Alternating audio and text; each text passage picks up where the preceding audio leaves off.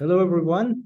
Welcome to WPPM Podcast, Wind Power Project Management Master's Program at Uppsala University Campus, Scotland. We are delighted to have Patrice Roberge, last year PhD student at Laval University. And he has a word of knowledge about icing, which is our topic today. Patrice, floor is yours. Thank you all. Really happy to be here and to share my knowledge with you guys, because I think in Sweden and in Canada we all face the same issues with ice in winter. I think winter is all part of our lives, and we have the good things like skiing and skating and everything else, but it comes with challenges, and for winter bines it is quite big challenges. So I think there's between 1/5 or 1/4 of the total installed capacity of wind turbines in cold climates. So that's quite a big deal. There's a lot of wind turbines installed in cold climates. So we might ask ourselves why. Why do we want to put a lot of turbines in such cold places with so many different challenges? It's because there are a lot of resources in there. So a lot of wind, and when the air is colder, you have a more dense air, so you have more energy in the air. You also have the fact that these places are less populated, so you have less people, so it's easier to put a new wind farm in there. So that's why there's such a boom of wind turbines in cold climates. And yeah, what I was referring earlier is that icing on wind turbines happens when there is water particles in the air. So really, really small particles that are still liquid, even though they are below the freezing temperature of water, so 0 degrees Celsius. So when the temperature is below 0 degrees Celsius, the super small water droplets won't freeze. And when they hit a surface, they will freeze instantly. So it's a bit like, I don't know if you've done this experiment when you were a child, but put a bottle of water or any other type of liquid in the freezer and then wait a couple hours, but not just before it freezes, and the water is still liquid, but then you hit the water bottle on a hard surface and it freezes instantly. That's exactly the same thing that happens on wind turbines with the small liquid water droplets. So it can happen for freezing rain. I think for all of us that's living in cities, I think that's the most common type of icing that we experience every year. So for wind turbines, it can be very frequent or not, depending on the location, but it is usually a very high intensity event and not that frequent. But what's more frequent is in cloud icing. So we want to put our wind turbines on top of mountains because that's where the wind is. So we have more wind on top of the turbines, but the lower part of the clouds will frequently hit the top of the mountains and also hit the blade surfaces. So this is a huge part of the problem, where if you have all of your wind farm installed on the top of mountains, you'll have very, very frequent icing. So this generates a large amount of ice on the blades, like meters thick of ice on the wind turbine structures. So this becomes really an issue. So if you don't have any solutions in place and you have this big of a problem, you'll have a hard time producing energy in this time. So I had a lot of luck in my PG to work with actual data with wind farm owners and operators that had these challenges. So I had the opportunity to experience it firsthand. So to see how well the wind turbines will perform in icing conditions and how well the solutions for icing work. So it's quite complex. That's where the physics comes in, and that's what we try to contribute from the academic side, try to understand what happens, and try to give some physical insight on how can we change things to improve the performances of those wind turbines. So that would be mostly it for my introduction. I don't know if you wanted me to cover anything else. So maybe it is interesting to actually delve into the types of icing now. Yeah. So yeah, I spoke a bit earlier about freezing rain and in-cloud icing, but in-cloud icing can be can form different types of ice depending on the ambient conditions. So when the temperature is close to zero, the water particles in the air will hit the surface and won't freeze instantly. It will take some amount of time to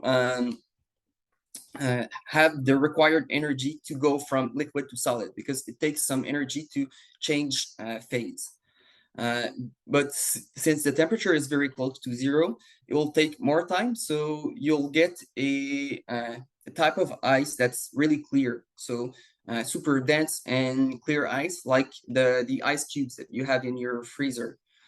So this is called glaze ice, and it's super dense.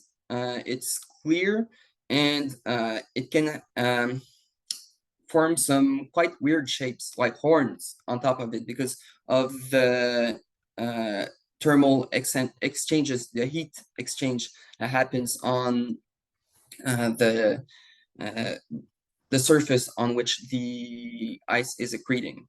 You can also have rime ice. So this happens when the temperatures are colder.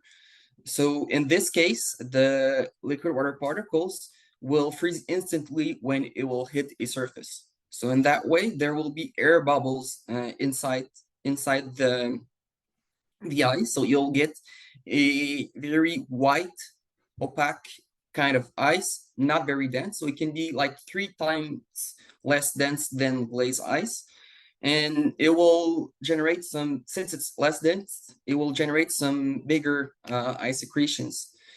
So this kind of ice looks like the ice that you can see on the walls of your freezer. So when a little bit of air comes in, it will freeze on the walls, and you'll have like a super, not very dense ice, super white ice on your walls. And this happens a lot of times on wind turbines when the temperature is lower. Okay, nice. And let's say I'm an operator of a wind farm. How do I know that I have ice on the turbines and I have to shut down? You'll know it quite quickly. You'll see that your turbines won't be producing as much energy as you would expect. Yeah, if you're an operator, you'll look at your power curve. That will give you the expected amount of energy that your turbine should be producing based on the wind speed. And for typical icing events, you'll see that your wind turbine will quickly go from 100% of the expected power to 50 and even to 0%. Some turbines even have detection methods when the turbine produces so much less compared to their expected power. They will shut down quite quickly, and they will try to restart at, let's say, each hour to see if there's still ice, and that way your turbine will be stopped for long periods of time. There has been some cases where turbines have been stopped for full weeks or even full months. So that way, during the winter, that's when you need your energy. That's where we need energy to heat houses. And I don't know in Sweden if you heat your houses with electricity, but in Eastern Canada, everything or most of our heating is electric. We heat our water with electricity. So that's when we need our energy. And it's also the wind season. So it's more windy in the winter. We need most of our electricity in the winter, but that's when the turbines are stopped for long periods.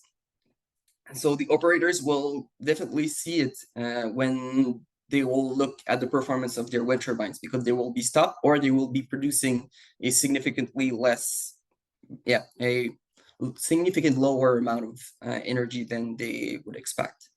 So wind farms actually lose production, a very crucial production due to the icing. So what are the solutions right now in the industry? The most mature solutions right now are blade heating solutions. So most of the OEMs and even retrofit providers propose blade heating solutions. Those solutions have proven to be working. So we have hot air solutions, a bit like what you do on your front windshield. When there's ice on your windshield, you blow hot air on it to remove the ice on top of it. So it's basically the same thing. You heat the leading edge of your blades and you're able to remove ice, and it can work quite efficiently. And you also have the same thing with surface heating, like your back window of your car with the electrical elements embedded in it. There are solutions very similar to that installed on the wind turbine blades, and this can remove the ice on the surfaces, so it will significantly reduce the downtime of the wind turbines due to icing. Okay, nice, thank you. So let me just go through the questions that I've received Yeah. from students of the program. What is the most promising future icing mitigation technology, and what are the current hot topics in this field? So you kind of covered this question. Do you want to add something else? Maybe I can talk about less mature technology, more newer technologies to get rid of the ice. I think a hot topic right now is ice phobic coatings. So there has been research on ice phobic coatings for several decades now. We're inching closer to a solution. This would be a really good solution because you won't need any power to make it work. But there are still some durability concerns. It's not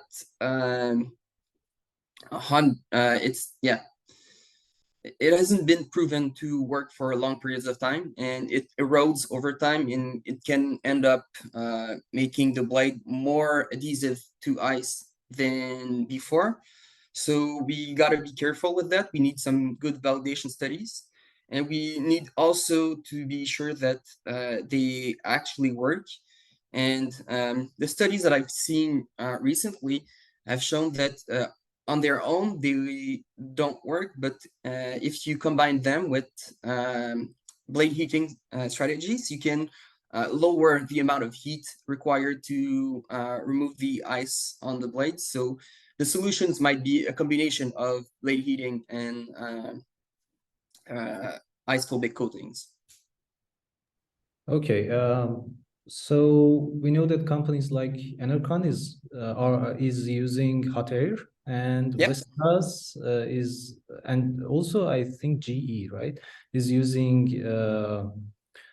surface heating, right? Yep. So let's say we have a wind farm already without de-icing system, and we want to actually install. According to this question, what factors do you consider when choosing to install anti-ice or de-icing technology? So if you already have a wind farm and you don't have any solution, so to do that, you'll need to find retrofit solution providers. I had the opportunity to work with two of them. So I worked with Borealis Wind, which provide hot air retrofit blade heating systems, and Vicetech that provides surface heating retrofit solutions. So both solutions have different costs and different efficiencies. So to choose between the two different technologies, you would need to look at how much you're losing. So if you're losing a good amount of energy, you should go to the more efficient one, or the one that costs more. So you would need to do a economical study to see what's my payback time for each of the two different systems. And yeah, it's quite surprising how short this payback time can be if the system is efficient. Okay, nice. Actually, we talked about different types of ice that can form on a wind turbine. So how differently they will affect the turbine? Is there a difference between these ice types?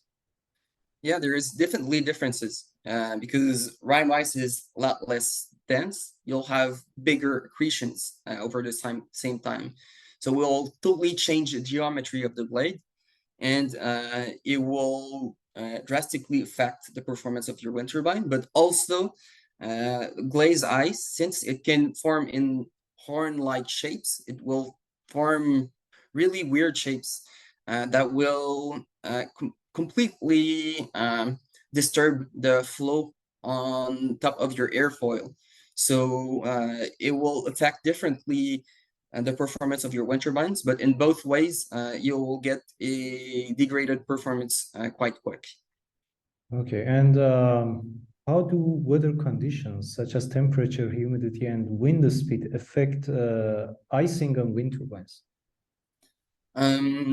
First answer would be the ice type, which is dependent on the ambient temperature and the wind speed. Also, the wind speed will determine the ice accretion rate. So faster the wind goes, more liquid particles will hit the surfaces. Also, if the wind is really high, the wind turbine will turn really fast, and the faster the blades turn, the more liquid water particles that will hit the surfaces. So you'll have a greater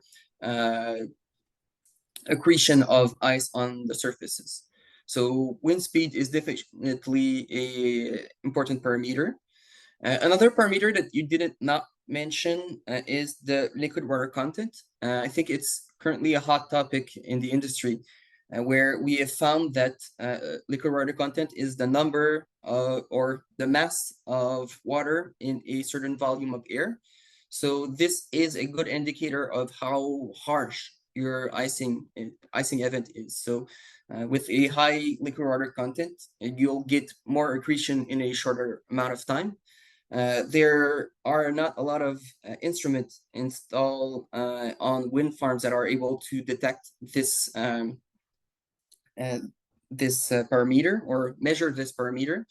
But I had the opportunity to work with an instrument, the IceTech Ice Sensor, during my PhD, and I was able to find that the liquid water content has a very significant impact on the efficiency of the blade heating solutions.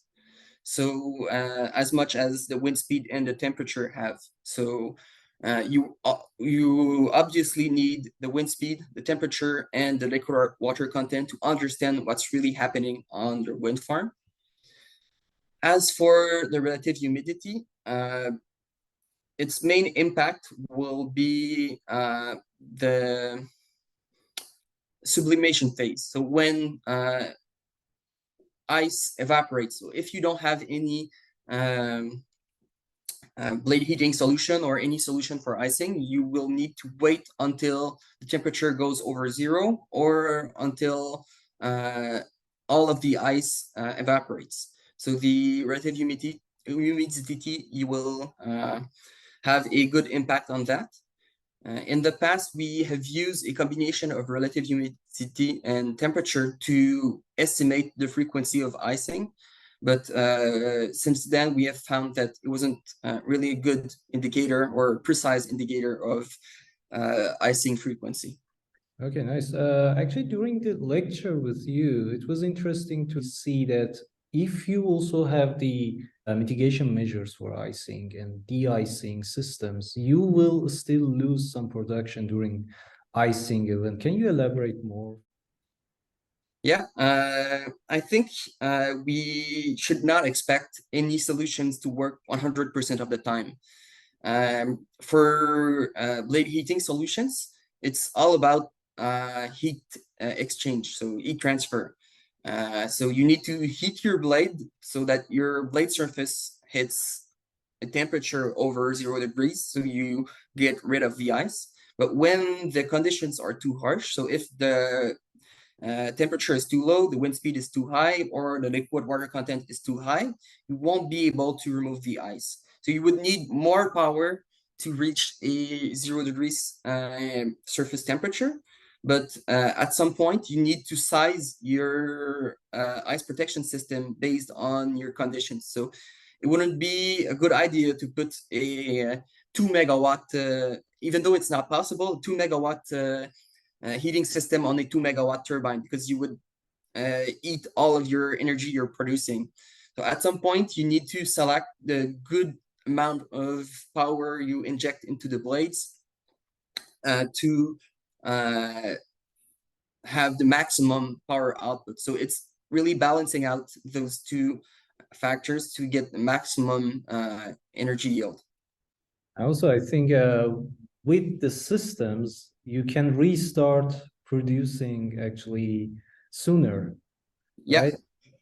exactly. You can prevent the turbine from stopping. So this is a really good way to use it. So if you use it in anti-icing mode, so this is when the turbine is turning. You heat the blades when the turbine is turning, and you can prevent it from stopping. There are some uh,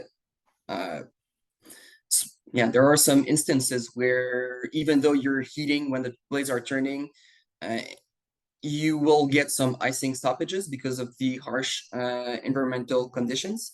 So at that time, you'll need to use de-icing to remove ice from your turbine and to recover significantly earlier than if you wouldn't have any blade heating solutions. So that's definitely a good example of how to use those solutions.